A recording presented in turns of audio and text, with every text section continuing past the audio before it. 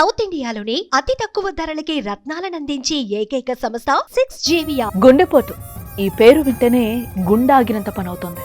నేటి కాలంలో చిన్న పెద్ద అనే తేడా లేకుండా గుండెపోటు మరణాలు సంభవిస్తున్నాయి.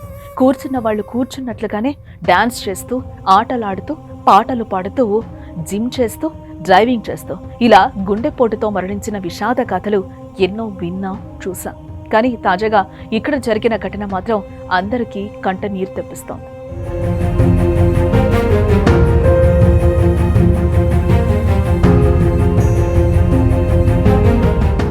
ఆంధ్రప్రదేశ్లోని కావమ్మ, మారయ్య తిరునాళ్లు ఘనంగా జరుగుతున్నాయి.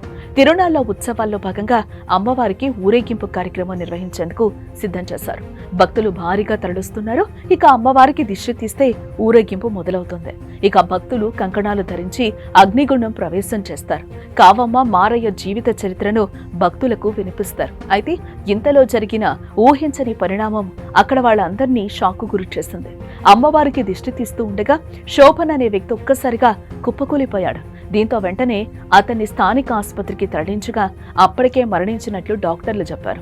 అయితే ఎంతో సంతోషంగా, ఉత్సాహంగా జరుగుతున్న జాతరలో ఓ వ్యక్తి మృతి చెందడంతో స్థానికంగా విషాద ఛాయలు అలుముకున్నాయి.